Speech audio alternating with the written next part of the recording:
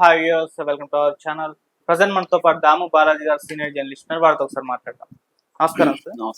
Sir, Pawan Kalyan గారి పైన అలాగే నాగబాబు గారి పైన ఇండస్ట్రీ వాళ్ళే తిరగబడుతున్న సందర్భాన్ని మనం చూస్తున్నాం సార్. అంటే ఒకవైపు పెద్ద సినిమా రిలీజ్ అయింది, ఒక్కరు కూడా సినీ ప్రముఖులు ఎవరు మద్దతు తెలుపుతూ ట్వీట్లు చేయలేదు. మరోవైపు నాగబాబు గారు చేసిన ట్వీట్ పైన ప్రకాష్ రాజ్ గారు లేకుంటే రామ్ గోపాల్ వర్మ వీళ్ళందరూ కూడా తిరగబట్టి ఆ ట్వీట్లు చేస్తున్నారు. అంటే ఏం జరుగుతుంది సార్ ఇండస్ట్రీలో? ఇండస్ట్రీలో చిరంజీవి పవన్ కళ్యాణ్కి యాంటీ సెక్షన్ ఒకటి చాపు కింద నీరులాగా పనిచేస్తున్నట్టు మనకు అర్థమవుతుంది. దీన్ని మనం ఎట్లా అర్థం చేసుకోవచ్చు అంటే ఈవెన్ గతంలో కూడా హరిహర వీరమల్లప్పుడు కూడా దాన్ని ఆపాలని exhibition sector, distribution sector try చేశారు. అప్పుడు పవన్ కళ్యాణ్ వీరంగం అంతా ఇది నా విశ్వరూపం చూపిస్తా అది ఇదని బెదిరించాడు. ట్యాక్సులు కడుతున్నారా మీరు అవి బెదిరించాడు. మొత్తానికి అది సర్దు మరిగింది. దాని వెనక దిల్ రాజు ఉన్నాడని కూడా ఇప్పుడు వార్తలు వచ్చాయి. అలాగే ఇప్పుడు కూడా మేము పెద్దిని ఆపేస్తామని ఎగ్జిబిటర్లు సమ్మె చేయడం, 2-3 సార్లు సమ్మె చేశారు. డిస్ట్రిబ్యూటర్లు అంటే ఎగ్జిబిటర్లకి ప్రొడ్యూసర్ల మధ్య ఒక రకమైన పర్సనల్ వార్ కూడా మొదలైంది. దాంతో చిరంజీవి రంగంలోకి దిగాల్సి వచ్చింది. చిరంజీవి ఎగ్జిబిటర్లను పిలిచి మాట్లాడి పెద్దిని మీరు ఆపకండి, నేను మీ సమస్యలు పరిష్కరిస్తాను, నాకు పెద్ద రిలీజ్ అయిపోనివ్వండి అని చెప్పాడు. ఎందుకంటే అది పర్సంటేజ్ వర్సెస్ రెంటల్ సిస్టమ్కి సంబంధించి గొడవ.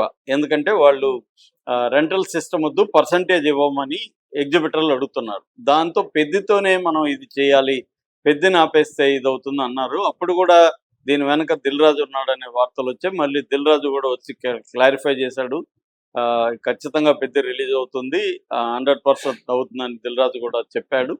అలాగే పెద్ద రిలీజ్ అయింది.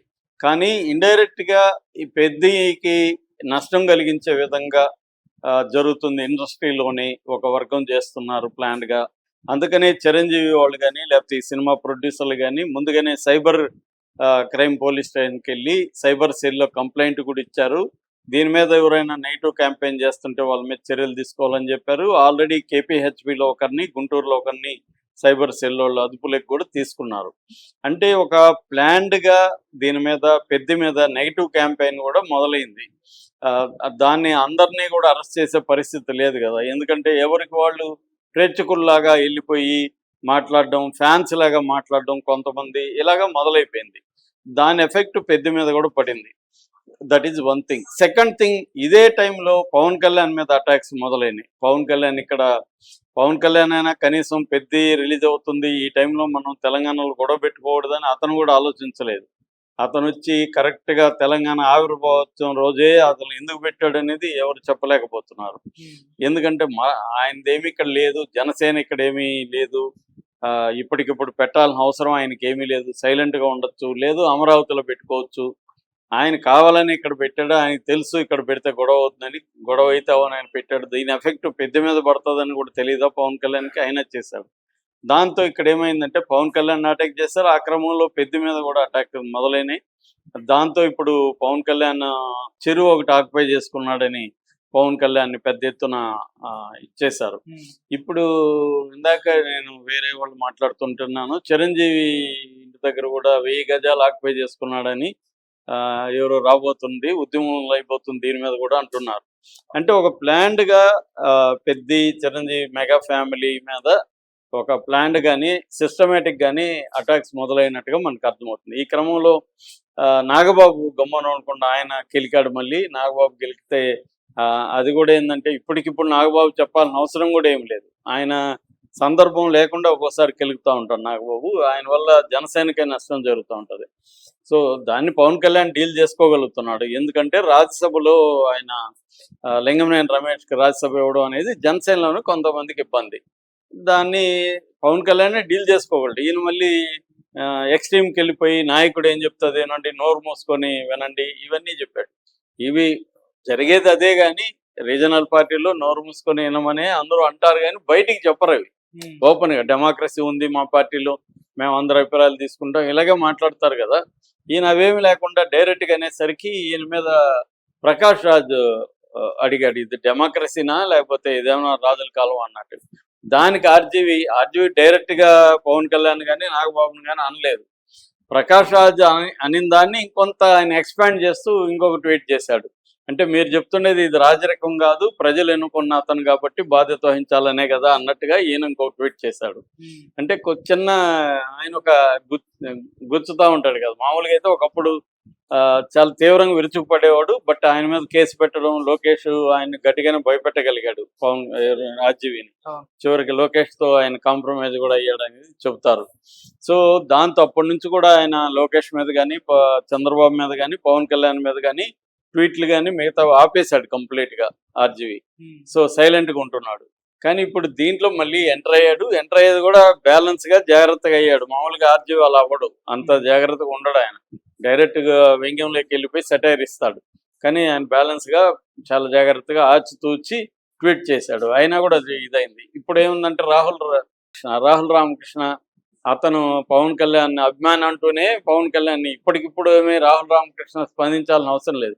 ఆయన మీ శాఖల్లో ఆర్టీఐ ద్వారా నువ్వు అప్లై చేయాలి కదా. అప్లై చేసి పవన్ కళ్యాణ్ శాఖలు ఇవ్వకపోతే కదా ఈ ట్వీట్ చేయాలి. ఇవ్వకుండానే నువ్వు ఆర్టీఐ ద్వారా బయట పెడతారా అవన్నీ అడిగాడు. ముందు నీకు బయట రావాలంటే అప్లై చేయి.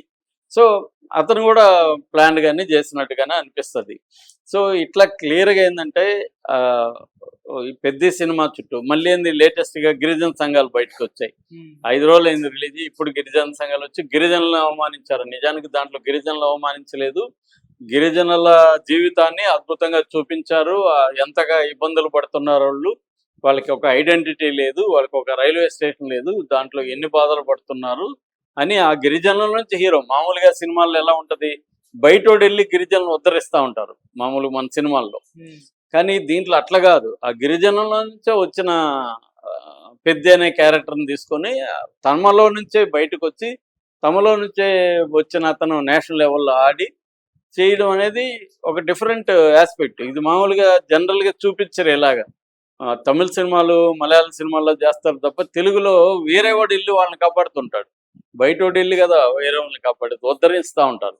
అంటే గాంధీ అన్న మెథడ్ అనమాట. అంటే ఎస్సీలో నుంచే దళితుల్లో నుంచే లీడర్లు అయ్యి వాళ్ళు కాకుండా బయట నుంచి వెళ్ళి అప్పర్ కాస్ట్ నుంచి వెళ్ళి వాళ్ళని ఉద్ధరించడం. అమెరికా కూడా అంతే. అమెరికా హీరోలే ప్రపంచాన్ని కాపాడుతుంటారు వెళ్ళి. అమెరికా నుంచి కాపాడాలన్నా మళ్ళీ అమెరికా వాళ్ళు ఉండాలి. అవతార్ కూడా అదే. అమెరికా విలన్స్ నుంచి అవతార్ దీన్ని కాపాడడానికి మళ్ళీ అమెరికా వాళ్ళే వెళ్ళాలి. వాడే వాళ్ళ అవతారం ఎత్తి కాపాడాలి. ఇదే కాన్సెప్ట్ ఉంటుంది. కానీ దీనికి భిన్నంగా ఒక గిరిజన లేకపోతే ఆదివాసీల నుంచి వచ్చిన రామ్ చరణ్ క్యారెక్టరు ఆదివాసుల జీవితాన్ని బెటర్గా చేయడానికి కోసం ఎట్లాంటి త్యాగం చేశాడనేది కథ. ఖచ్చితంగా అది మంచి పాయింట్, బాగా తీసుకున్నారు. సరే సినిమా లోపాలు ఉంటే అది వేరే విషయం.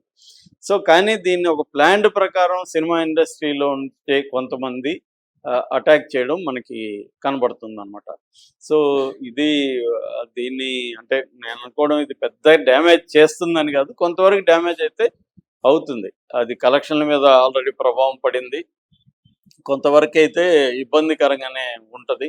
ఎందుకంటే నెక్స్ట్ ఇలాంటి థీమ్స్ ఎన్నుకోవాలన్నా, ఇంత బడ్జెట్ పెట్టి తీయాలన్నా భయపడే ఒక వాతావరణం అయితే మొదలైంది. దీంట్లో పవన్ కళ్యాణ్ కూడా స్ట్రాటజిక్ మిస్టేక్స్ చేశాడు. అట్లాగే అదంతా కూడా రామ్ చరణ్ అండ్ చిరంజీవి వీళ్ళ మీద పడింది. సో ఇండస్ట్రీలో కూడా ఎవరు కూడా ఈ సినిమా చూసి బాగుందని మామూలుగా అయితే చాలామంది వచ్చి ట్వీట్లు చేయడం అనేది చేస్తూ ఉంటారు. సో దీని మీద చేయలేదు ఎవరు. నిజానికి ఇది వేరే విమర్శకులు వాళ్ళు మాట్లాడారు, కానీ సినిమా రంగం నుంచి ఇది చాలా బాగుంది సినిమా, ఇలాంటి సబ్జెక్ట్ చేశాడు రామ్ చరణ్ అద్భుతంగా. నిజానికి రామ్ చరణ్ వండర్ఫుల్ పెర్ఫార్మెన్స్ ఇచ్చాడు, అది అందరూ కూడా ఒప్పుకుంటున్నారు. అతని physical hard work, physical transformation, డ్యాన్సులు ఇవన్నిటితో పాటు పెర్ఫార్మెన్స్ వైజ్ కూడా ఎక్కడ ఎంత ఇవ్వాలి, ఏ మోతాదులు ఇవ్వాలి, ఏ ఎమోషన్ ఎట్లా ఇవ్వాలి, ఇవన్నీ పర్ఫెక్ట్గా రామ్ చరణ్ చేశాడు. ఒక నేషనల్ లెవెల్ హీరోకి రామ్ చరణ్ రీచ్ అయిపోయాడు. దీని ద్వారా సినిమా రీచ్ అయిందా లేదా పక్కన పెడితే తను రీచ్ అయ్యాడు గ్యారంటీగా. అది గ్యారంటీగా రామ్ చరణ్కి ఈ సినిమా తన కెరీర్కి అడ్వాన్స్మెంట్కి బ్రహ్మాండంగా ఉపయోగపడుతుంది. సో కానీ దాన్ని కూడా ఎవరు గుర్తించి చేయట్లేదు. ఆ రకంగా అంటే గతంలో అల్లు అర్జున్ కూడా చాలా అవమానాలు ఎదుర్కొన్నాడు, ఇప్పుడు వీళ్ళ ఫ్యామిలీ కూడా ఎదుర్కొంటుంది. సో దీని వెనక రాజకీయాలు కూడా ఉన్నాయి. సో ఏదేమైనా పెద్ద కొంత కష్టాల్లో దీనివల్ల పడింది. లాంగ్ టర్మ్ లో అంత ఎఫెక్ట్ ఉండకపోవచ్చు. Thank you so much.